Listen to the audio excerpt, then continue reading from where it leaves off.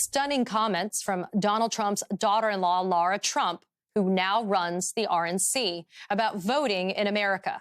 They're from a new video that's been posted online. In it, she spells out a goal, which, if achieved, would radically reshape U.S. voting laws and impose broad new draconian restrictions. And she implies that her father-in-law is on board. Once Donald Trump is president of the United States, once we have a huge majority in the House, because that's also something that needs to happen this election cycle, and we take back the Senate, then you can change the voting laws. Then you could have one day of voting. You could have paper ballots. You could have voter ID. It's a breathtaking goal, calling for, quote, 1 day of voting, meaning an end to early voting and an end to mail-in voting. Roughly 100 million Americans voted early in 2020. She's also pushing the right-wing plan to enact stricter voter ID laws, which would have a disparate impact on communities of color. It's an extreme agenda. And I should note that later in that very same video, Lara Trump inadvertently revealed she understands the importance of early voting by telling Republicans to vote early this cycle so the GOP can gain power and change the laws in the future. And she didn't end at voting laws. She also talked about RNC plans to train poll workers. Something the Republican National Committee was not able to do for a long time, and we are now. There was a moratorium on trained poll workers. So these are people who are not just standing in there kind of looking around. These are people who can actually go in there and physically handle the ballots. They can count the ballots coming in, count the ballots going out. And that's not all. Under new MAGA leadership, the RNC is also bringing a prominent election denier into its upper ranks, hiring former Trump attorney and former far-right TV host Christina Bobb as, quote, senior counsel for election integrity.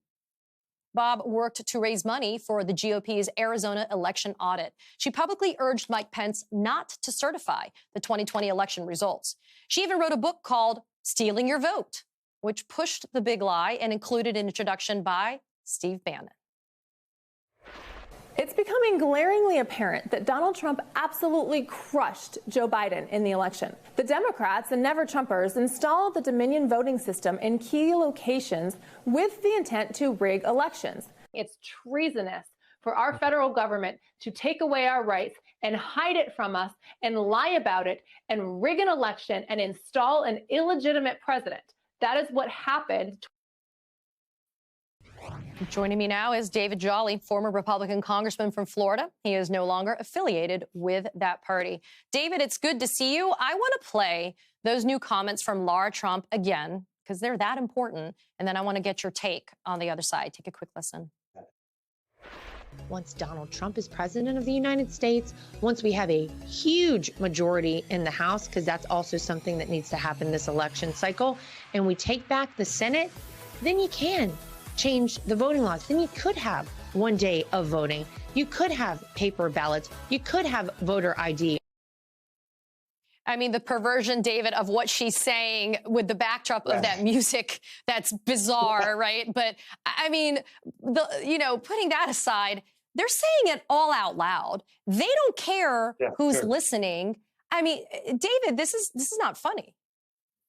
Maybe there are crazy people running the RNC, and it's going to get worse. And I would suggest Lara Trump probably does not understand the principles of federalism when it comes to the administration of elections by our states. But let's take her at her word. Why are they chasing this when historically Republicans have done fairly well in early voting and mail-in voting, at least before Donald Trump came on the scene and told people to doubt it? They're doing it for two reasons. One is to sow doubt. You know, we kind of overlook this now, but part of Trump's election playbook, and now his daughter-in-law as a senior official of the RNC, is to sow doubt in the minds of Republican voters about any part of the administration of an election, so they have a fallback to blame should Donald Trump indeed lose. But really what they are doing here is Republicans understand.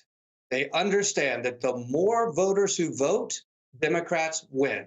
And the best case studies for that are our presidential elections, where Republicans have only won one popular vote in the last 30 years. When more Americans vote, Democrats win. And so what is behind everything Lara Trump said and Republicans' voter suppression laws and going across the state capitals right now, is trying to reduce the number of Americans to vote so that Republicans have a shot at being competitive. Because on policies, Republicans' extremist positions are simply out of touch, and they lose to Democrats when voters actually have the right to exercise their franchise.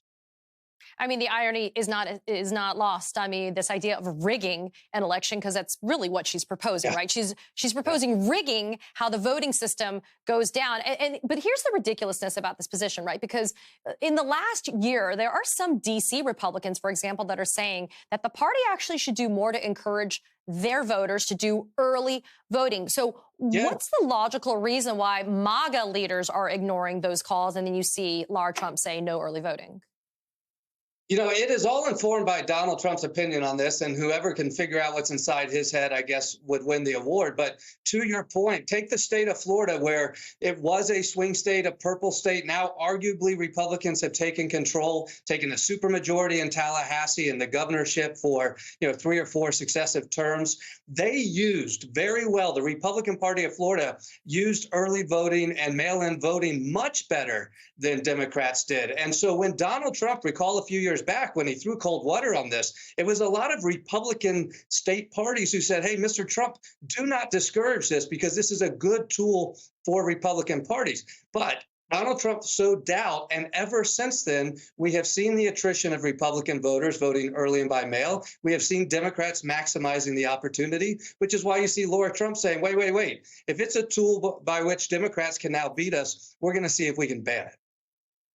And, David, I don't believe in coincidences, right? And so we're in decision 2024. You have Lara Trump now, co-chair of the RNC, Michael Whatley, the chair, who's an election denier. You have Christina Bobb, now the, quote, senior person in charge of election integrity for the party. And then you have Lara Trump talking about poll workers being trained. And the thing that kind of stopped me dead in my tracks is when she talked about having these RNC-trained poll workers physically handling ballots. And that really kind of, freaks me out because it's just stacking it, right? It's them trying to stack it so that legitimate voting can't take place.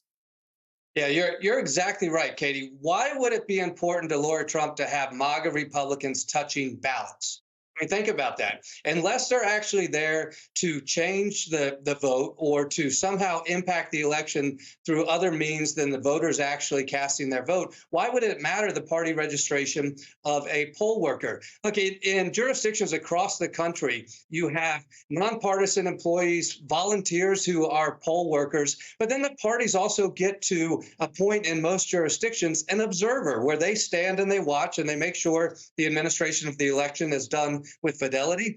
Lara Trump is trying to shatter that model and suggest that they want MAGA Republicans touching the ballots after they're actually cast by voters. We know this all leads to one thing. If Donald Trump loses, he is not going to accept defeat, and he will say he was cheated, and the nation's going to face a crisis. If he does win, it's likely he tries not to leave office 4 years from now. This is the direction Republicans are going. The entire party owns this, not just Donald Trump.